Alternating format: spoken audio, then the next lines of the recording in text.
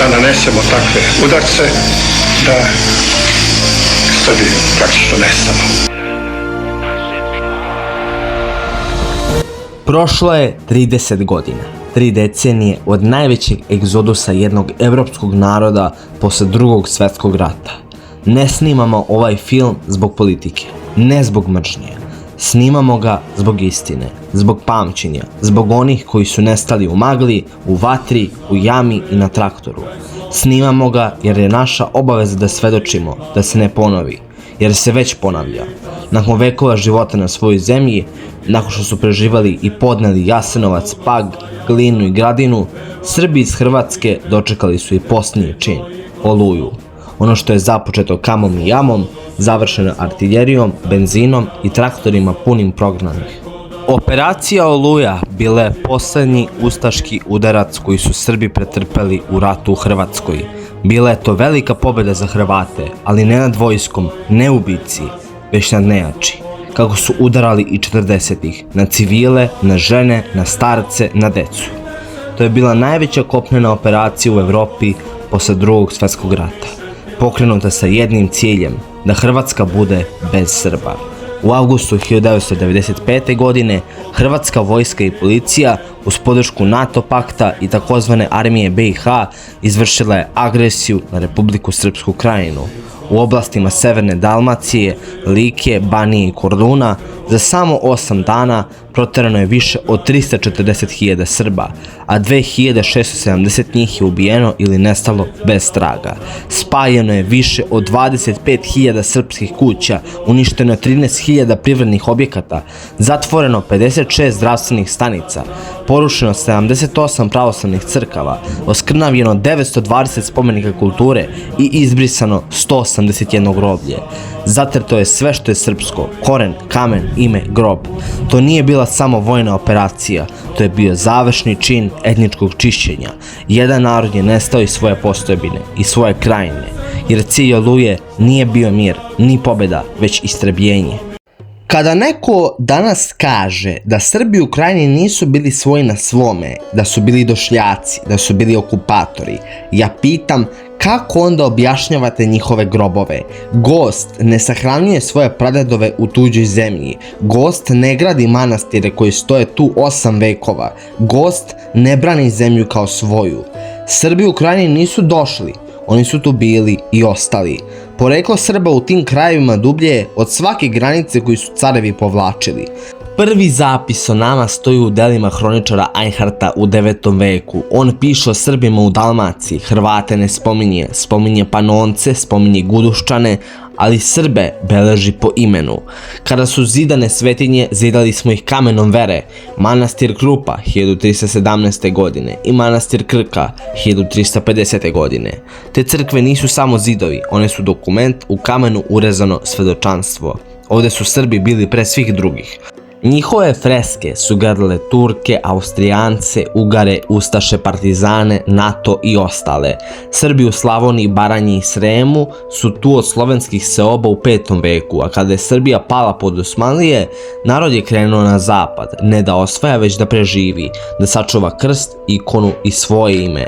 Tako smo stigli do granice Austrijskog carstva. Carevi su znali, ako neko može da zaustavi Turke, to su Srbi. Ponudili su nam zemlju i slobodu, a mi smo im dali živote i tako je 1579. godine stvorena vojna krajina, bedem Evrope. I tu smo stotinama godina čuvali tu granicu, za tuđu carevinu, ali i za svoju budućnost. U tim krajevima Srbi su živali u selima oko crkava i zvonika.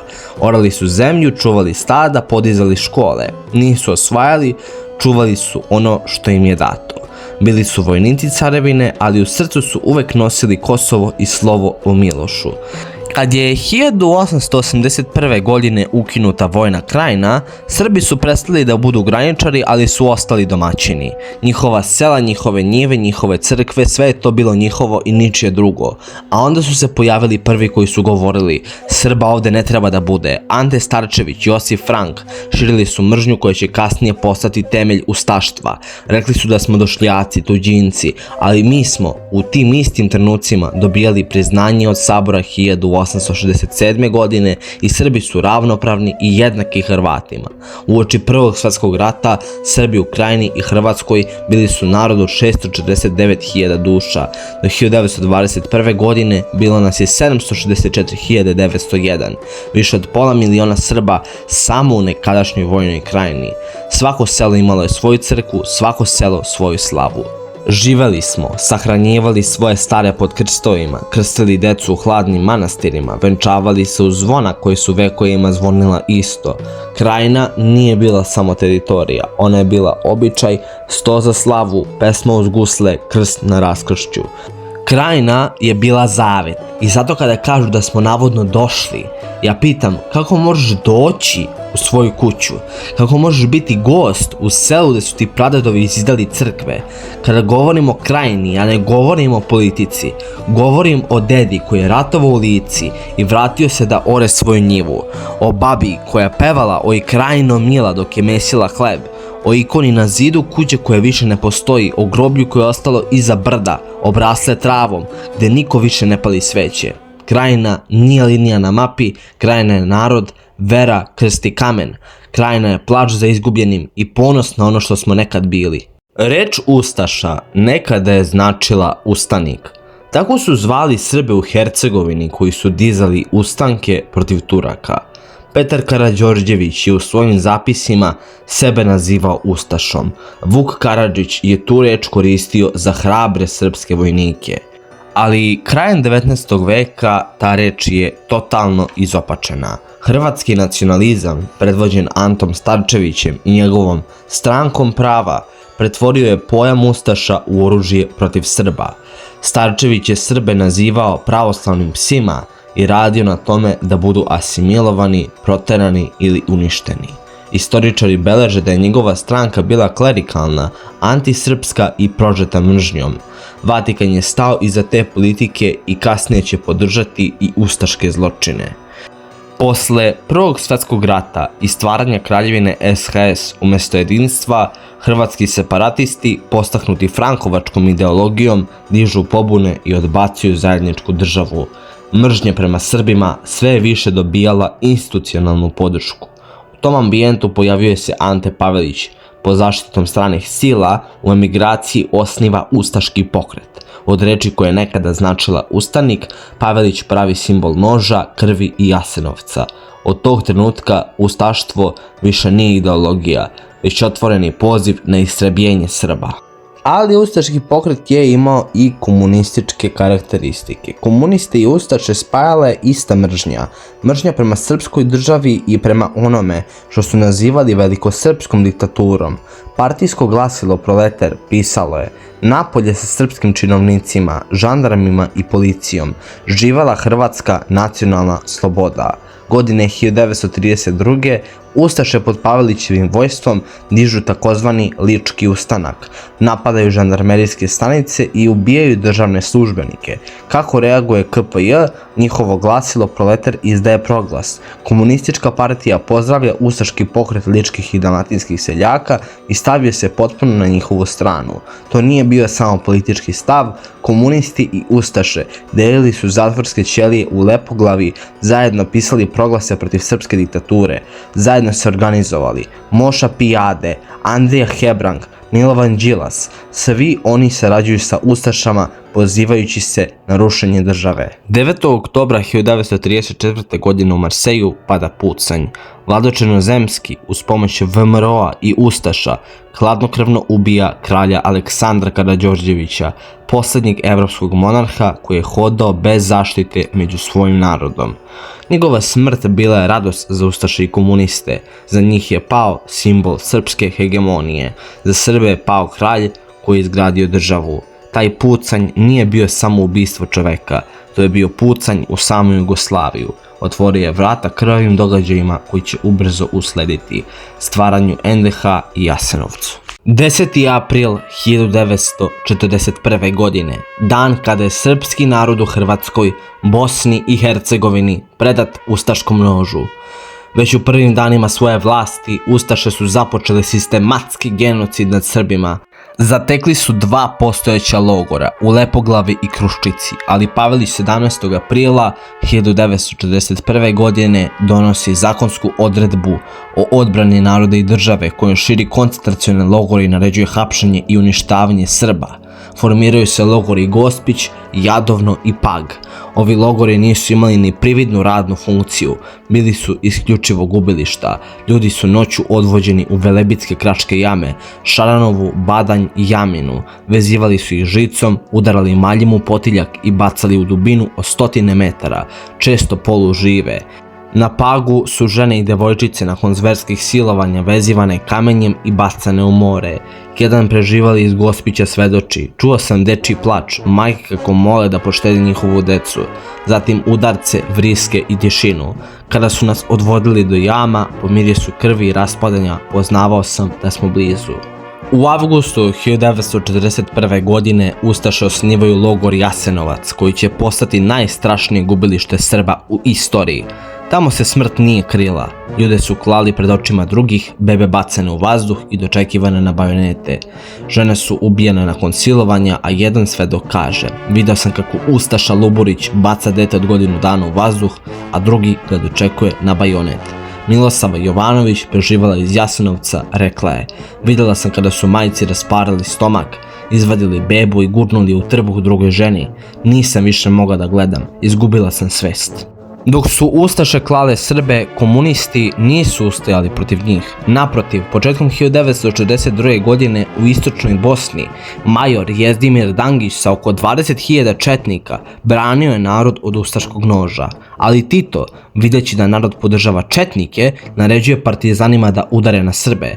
Partizani, i onako slabi da sami slome četnike, ulaze u savez sa ustašama i domobranima. Nemački izveštaji beleže da su ustaše i partizani napadali zajedno, a partizanima se isporučuje municija radi zajedničkih akcija. Rezultat ove izdaje bio je pad srpske odbrane i masakri bez presedana. 7. aprila 1942. godine kod Starog Broda ustaše hvataju kolone izbeglica. Više od 320 srpskih devojaka izabralo je da skoči u Drinu i udavi se, da bi izbegle ustaško silovanje. Dok je pop Momčilo Đujić štitio narod na Manjači, partizani na Kozari brane narod tako što ga ostavljaju ustašama. Deca i žene su zarobljavane i odvođene u logore Jasenovac i Stara Gradiška, odakle se retko ko vraćao. Italijanski i nemački izvori svedoče da su se čak i oni gadili ustaških zločina. Italijan Santo Stracci opisuje scenu iz logora Slano. Kada smo uklonili kamenje na nekoliko centimetara ispod zemlje na svetlo dana, izašle su brojne ruke, često vezivane kablovima, noge bose ili sa čarapama, glave, jednoj mladoj ženi sasvim su odrezane dojke. Italijanski general Mario Roata je nakon rata izjavio da je druga italijanska armija spasila 600.000 Srba od ustaškog noža i hvala im na tome veliko. Dok su Italijani pružali zaštitu, komunisti su nakon rata uz pomoć crvenih ustaša koji su prešli u partizane pobili hiljade Italijana jer su bili prosrpski nastrojeni i predstavljali pretnju novom režimu.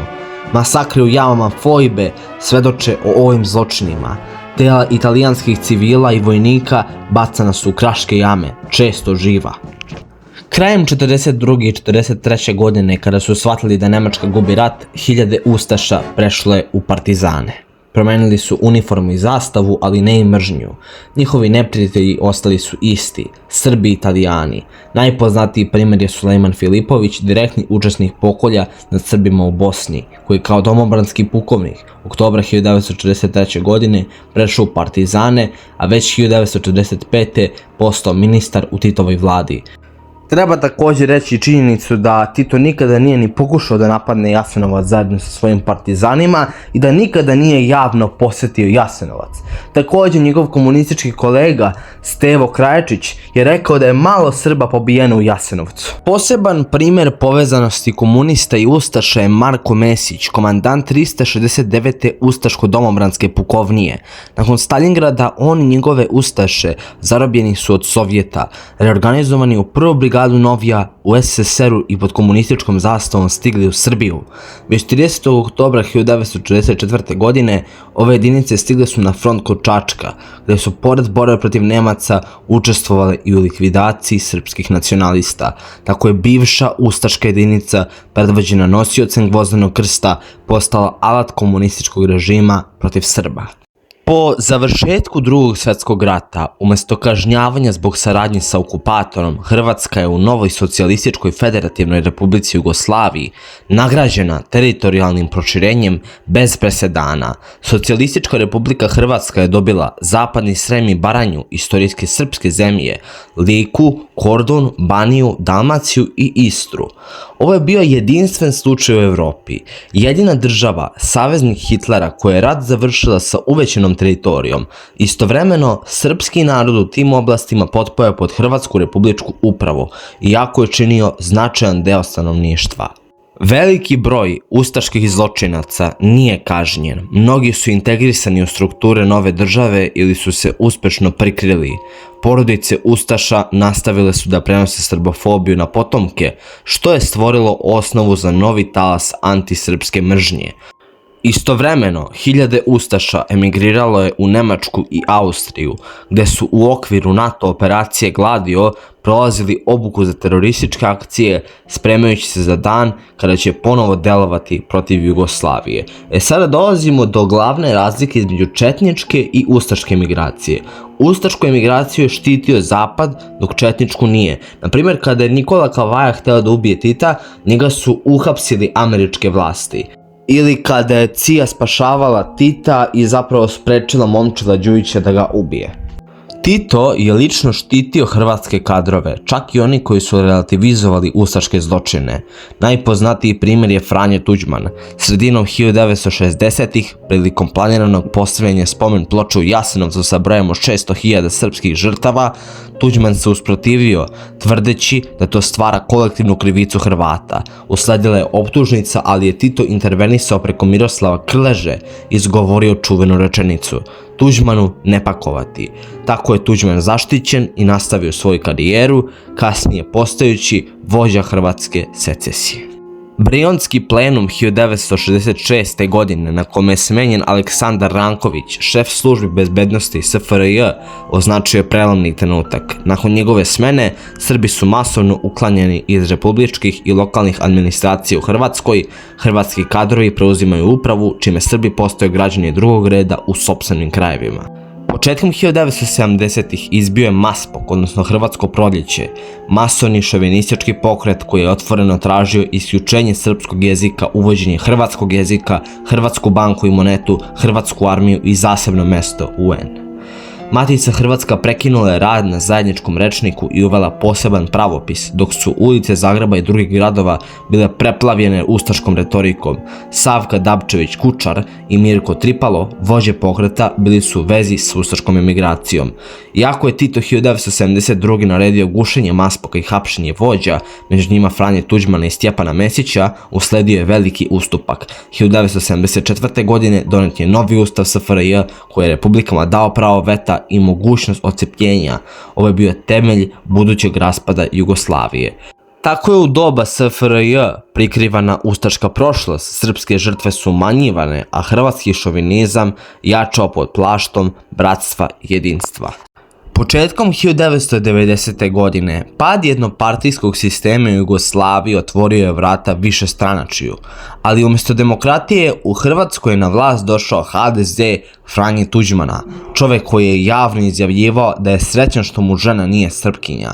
Odmah nakon njihove pobjede, Hrvatska je uronila u ustašku euforiju. Ulice su bile pune šahovnice iz vremena NDH, pevane su pesme Paveliću, a na stadionima je odjekivalo Za dom spremni.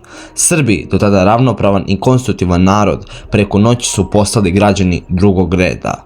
Iz institucija, policije i javnih službi Srbi su masovno izbacivani. HDZ je već tada počeo da tajno uvozi oružje iz Mađarske i Nemačke, pripremajući se za rat protiv sopstvenih građana.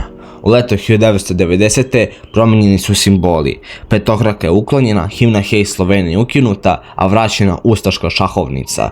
To je bio jasan signal. Hrvatska se vraća ideologiji nekadašnje NDH. 31. marta 1991. godine na Uskrs hrvatske snage upale su na Plitvice i ubile srpskog policajca Rajka Vukadinovića, događaj poznat kao Krvavi Uskrs. To je bio prvi pucanj u ratu koji će ubrzo zahvatiti celu Hrvatsku. Usledili su napadi na srpska mesta Pakrac, Borovo Selo i Zadar. Josip Reihl Kir, zapovjednik osječke policije, inače nemački Volksdeutscher, bio je jedan od retkih koji je hteo mir i dijalog. Zbog toga je postao smetnja ekstremistima u HDZ-u. 1. jula 1991. godine na putu ka mirovnim pregovorima sa Srbima, hladnokrvno ga je ubio hrvatski policajac Antun Gudelj, član HDZ-a.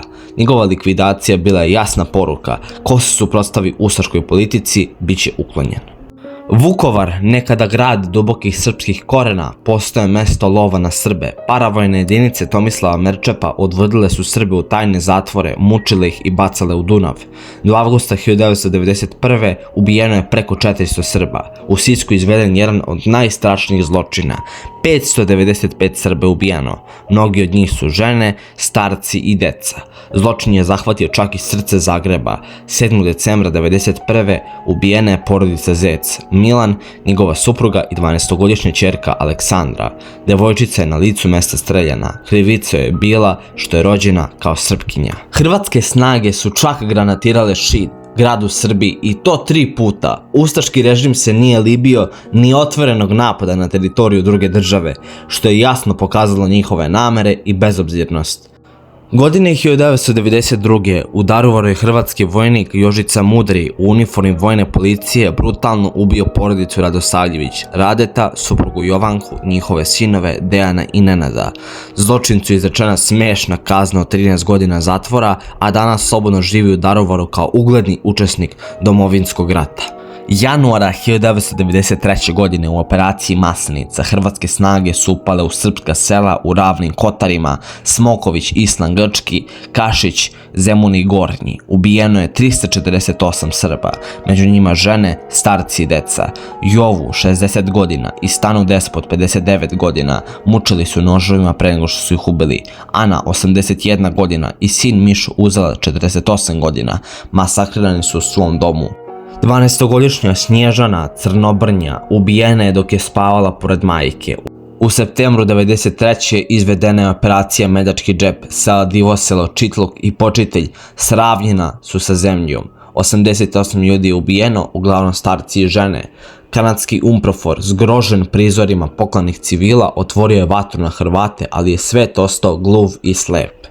Sada bih ispričao ko je stao uz Srbe u ovom ratu, a ko uz Hrvate. Padom Jugoslavije, Nemačka i Vatikan ponovo su stali na stranu Hrvatske, baš kao 1941. kada su stvorili NDH. Nemačka je prva priznala samostalnost Hrvatske, gurajući Balkan u krvavi haos.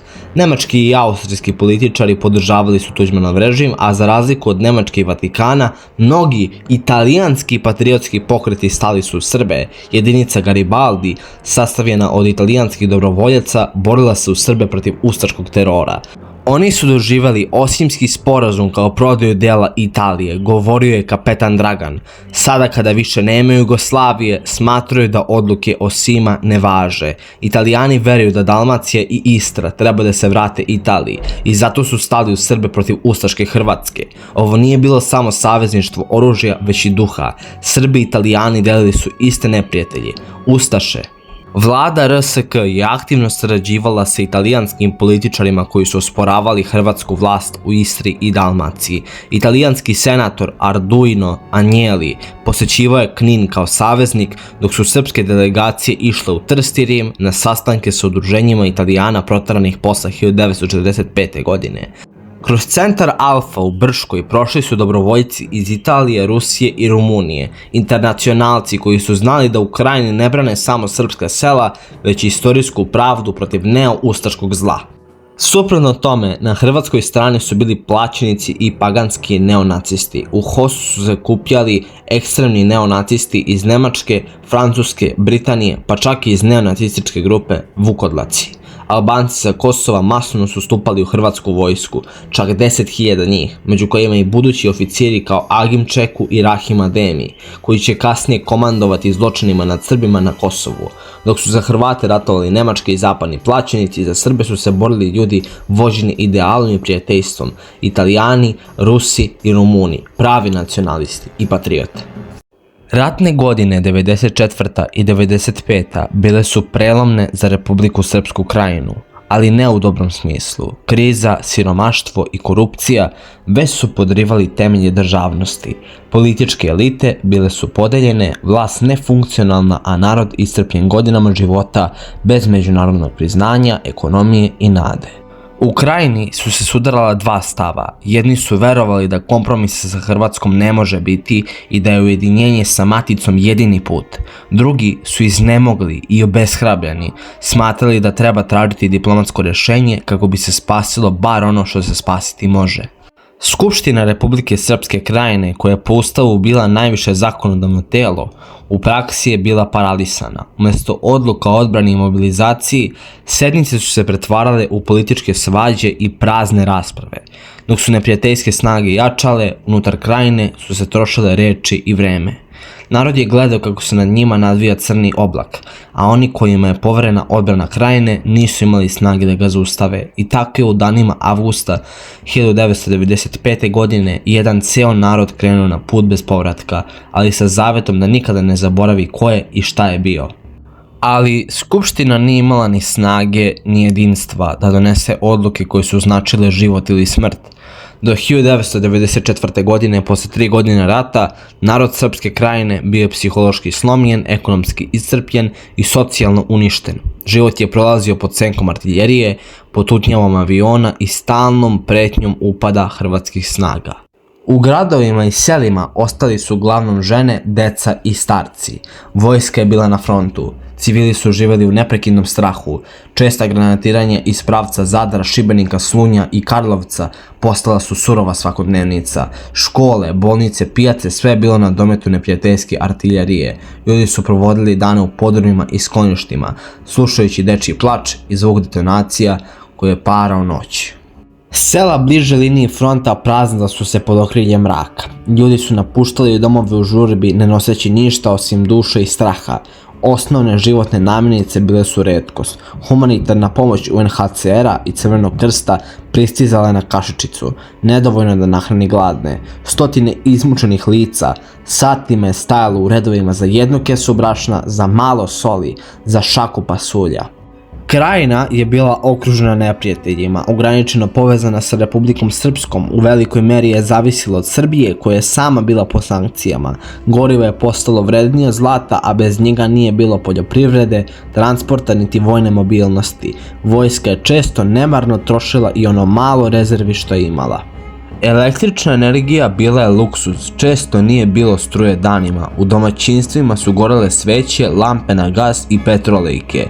Selo je bilo jedini spas, narod je kopao krompir, sejao pasulj, gajio kukuruz i stoku, ali i ta polja bila su na udaru. Granate, mine i požari uništavali su i ono malo što je ostalo.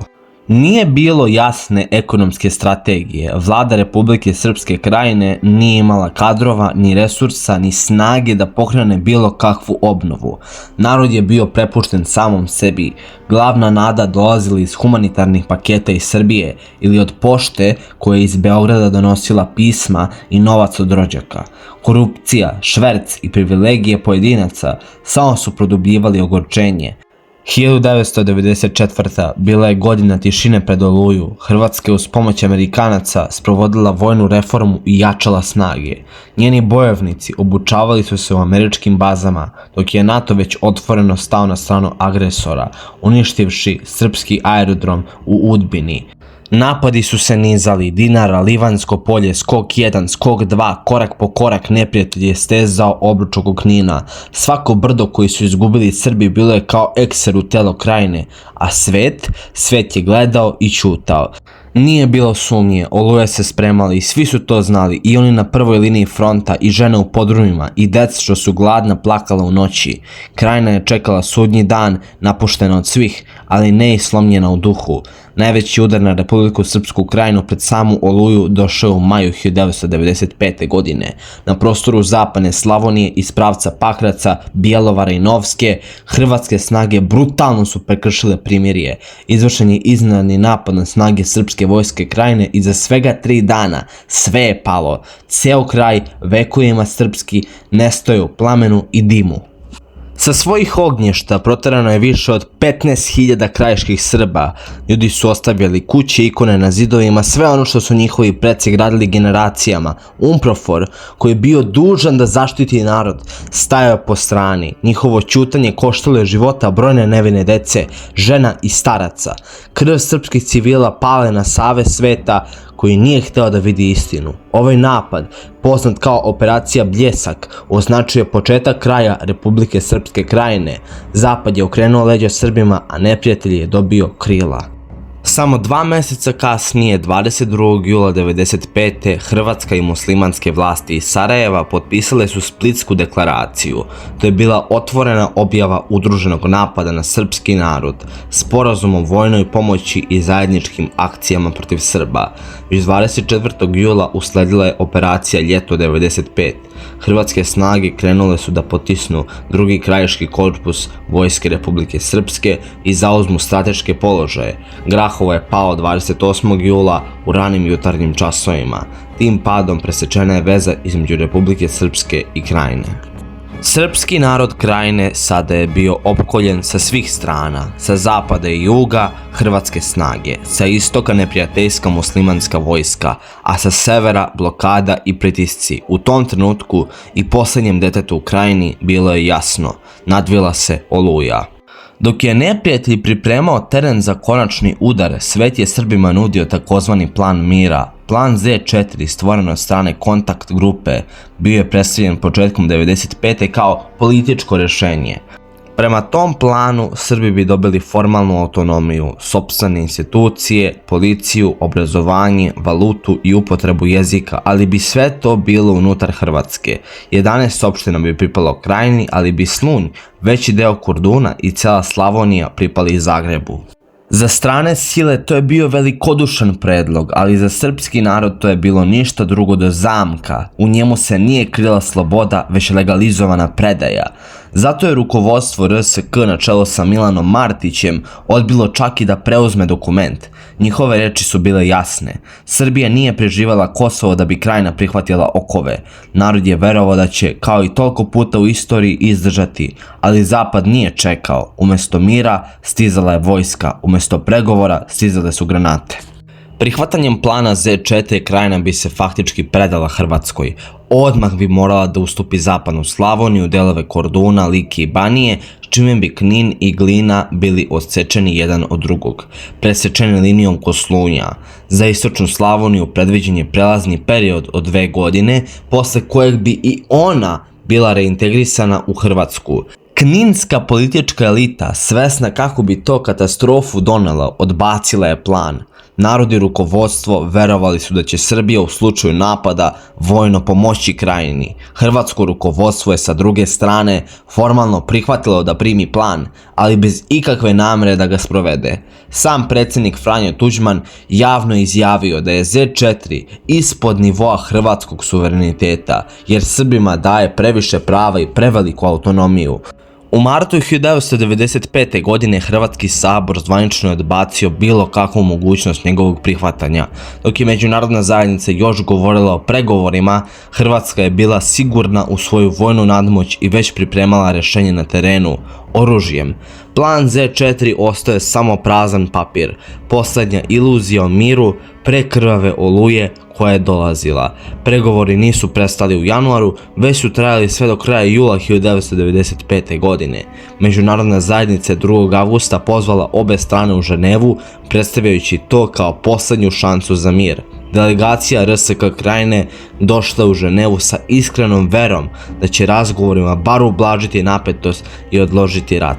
Ali za stolom ih je dočekao sam Tuđman, ne sa ponudom, već sa ultimatumom. U rukama je držao papir na kojem je umjesto mira pisala kapitulacija. Hrvatska strana znala je da će Srbi odbiti i to im je bio savršen izgovor za ono što su već davno pripremili. Dok je u Ženevi vođen diplomatski teatar, hrvatske snage su već bile spremne za napad. Tokom leta 1995. godine bilo je očigledno. Hrvatske snage koncentrisale su se duž granica Krajine. Po procenama do početka avgusta sa njihove strane stajalo je više od 130.000 vojnika, dok je Krajinu branilo jedva 30.000 iscrpljenih boraca. U ranu zoru 4. avgusta 1995. godine krenuo je napad. Prvi udari pogodili su pravce Dvor, Glina, Gračac, Knin i Ogulin, Petrinja. Gromovi artiljerije mešali su se sa zvukom NATO avijacije koja je podržavala agresiju. 5. avgusta pao je Knin, glavni grad Republike Srpske Krajine, simbol otpora, razoren je i napušten. Hrvatska vojska ušla je u prazan grad. Sa njim su redom padali Obrovac, Benkovac, Gračac, Slunj. Narod u beskrajnim kolonama beže ka Republici Srpskoj, majke s decom u naručju, starci koji su padali od umora, zaprečna kola natovarena poslednjim uspomenama. 7. avgusta na severu Krajine pali su Petrinja, Glina, Topusko i Vojnić. Tog istog dana, u podne, horor je dostigao vrhunac. Iznad izbegličke kolone u Bosanskom Petrovcu nadleteo je hrvatski MiG-21 i ispalio projektile. Na licu mesta ubijeno je 9 civila, 4 dece i 5 odraslih, a preko 50 je ranjeno. Niko nikada nije odgovarao za taj zločin. 8. avgusta hrvatska vojska opkolila je preostale srpske snage na Kordunu i Baniji i primorala ih na predaju. Istog dana pao je Dvor na Uni gde su hrvatski vojnici napali bolnicu punu bolesnih i nenaoružanih srpskih civila. Ubili su 12 ljudi. 9. avgusta Oluja je bila završena. Prostori Dalmacije, Like, Banije, Slavonije i Korduna vekovima srpski krajevi ostali su prazni i mrtvi.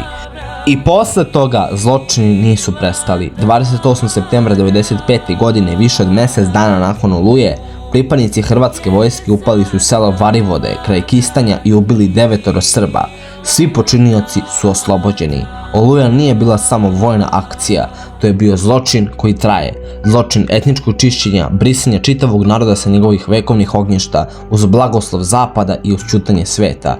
Ali jedno nisu mogli da ugase, sećanje, i zato Oluja ostaje zauvek upisana u srpsku svest kao bol i kao opomena. Iako je Oluja bila jedno od najvećih etničkih čišćenja u Evropi, niko nikada nije osuđen.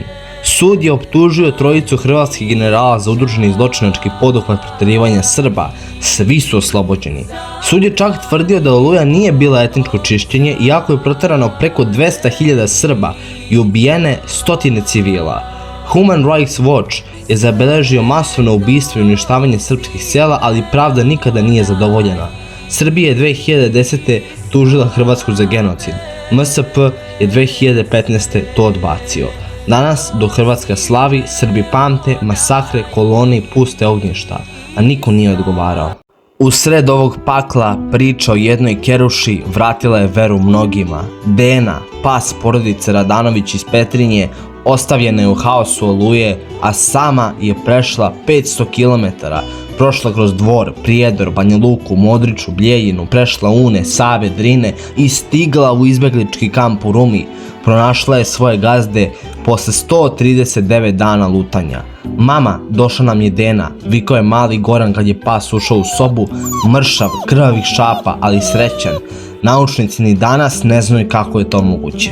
Dena je postala simbol, kao što su krajišnici hodali sa ključevima svojih kuća u džepu, verujući da je sve privremeno, tako je i ona vođena ljubavlju pronašla put kući. Nažalost, Dena je uginula u avgustu 2006. godine u Kanadi, ali je njena priča ostala večni dokaz vernosti i nade. Moramo i da spomenemo Živka Koraća, poslednjeg vojnika Krajine. Kada je u avgustu 1995. krenula Oluja, dok je kolona izbeglice napuštala Baniju, Živko je svojoj porodici rekao: "Vi idite, ja ne dam svoju kuću i svoju zemlju." Ostao je sam, skrivao se u rodnom selu, a zatim, obukavši uniformu srpske vojske Krajine, otišao u šume. 5 godine je izmicao hrvatskim vojnicima, policiji, lovcima i čak psima tragačima. Znao je svaku stazu, svaki potok. Za Hrvate je bio odbegli četnik, za Srbe poslednji borac koji nije hteo da se preda. Na srpsku novu godinu 2001. posle dvočasovne borbe kada je shvatio da je opkoljen i da nema izlaza, Živko je aktivirao bombu i stavio je na grudi. Nije hteo u ropstvo. Kada su mu prišli, našli su ga u uniformi Srpske vojske Krajine, poslednji znak prkosa i ljubavi prema zavičaju. Živko Korać ostavio iza sebe sina, ćerku i legendu o čoveku koji nije napustio svoj prag. Večna ti slava Živko, pamtit će te Banija i svi Srbi. 5. jula 2025. godine Marko Perković Thompson, poznat po svojim ustaškim pesmama, održao je koncert u Zagrebu pred više od 500.000 ljudi, najveći koncert u istoriji, dok je masa mahala ustaškim zastavama i pevala stihove koje veličaju zlikovci iz Drugog svjetskog rata. Srbi u Hrvatskoj su ponovo osjetili bolnu poruku: duh ustaštva nije nestao. Danas u Hrvatskoj živi sve manje Srba. Prema popisu iz 2011. bilo ih je 186.000, dok je 2021. taj broj pao na svega 123.000. Za samo 10 godina čak 66.000 Srba je nestalo iz Hrvatske. Ili su se asimilovali ili su se iselili. Sela u Krajini su prazna, škole zatvorene, a srpski život u Hrvatskoj jedva tinja. Istovremeno u Kninskoj Krajini počinje novi talas ponižavanja. Hrvatske vlasti u Žargoviću kod Knina najavile su da će ukloniti srpske nadgrobne spomenike. Porodice pokojnika primorane su da o svom trošku uklone spomenike svojih najmilijih, a ako to ne urade preti im kazna i do 5.000 evra. Pored toga, pojedina udruženja traže čak i uklanjanje srpske zastave sa hrama u selu i svih simbola koji podsjećaju na srpsko postojanje. Dok se mrtvi uznemiravaju, Hrvatska govori o europskim vrednostima i mirovanju. Ovo nije ništa drugo do brisanje srpskog postojanja, ne samo živih, već i onih koji su odavno sahranjeni. Situacija je još teža za Srbe koji žive u Hrvatskoj. Nedavno je Stevo Pantić, državljanin Srbije, uputio vapaj iz zatvora u Osijeku, gde je zajedno sa još 10 Srba iz Trpinje pritvoren u postupku koji prati reketiranje i kršenje ljudskih prava. Njegovo pismo je bolno svedočanstvo bespomoćnosti i zaborava u kojem se Srbi u Hrvatskoj nalaze, bez pravne zaštite, bez podrške, prepušteni sistemu koji ih vidi kao neprijatelje. A sada moja završna reč. Kroz vekove srpski narod u Hrvatskoj je stradao od Jama i Jasenovca do Kolone iz Oluje, kroz spaljena sela i opustošena ognjišta. Bol se prenosio sa kolena na koleno. Danas, dok gledamo kako se progon Srba slavi kao praznik, dok pesme mržnje odjekuju, pitamo se, zar svet ne vidi? Zar je moguće da narod koji je svetu dao Nikolu Teslu, čoveka čije su ideje osvetlile planetu, mora da dokazuje da je bio žrtva, a ne zločinac? Zemlja u kojoj su Srbi vekovima živeli, njihovi domovi, grobovi, crkve, pretvorene je u pepeo, a kolone izbeglica, stare bake, deca u naručju, to nisu slike prošlosti, to su rane koje još bole. I ne zaboravljamo. Jer narod koji zaboravi nestaje. Pamtimo Jasenovac, pamtimo Oluju, pamtimo svaku suzu i svaki ugašeni dom, ali ne tražimo osvetu. Naša snaga nije u mržnji, naša snaga je u pamćenju, u opstanku, u tome što smo uprkos svemu ostali uspravni. Zato na provokacije današnjice naš odgovor mora biti dostojanstvo. Naša osveta je to što postojimo, što palimo sveće za svoje pretke, što učimo svoju decu ko su. Srbi nisu narod mržnje, nismo narod pamćenja i dokle god pamtimo, postojimo. Za naše mrtve, za našu decu, za istinu koju mora ostati, nećemo zaboraviti. Nikada.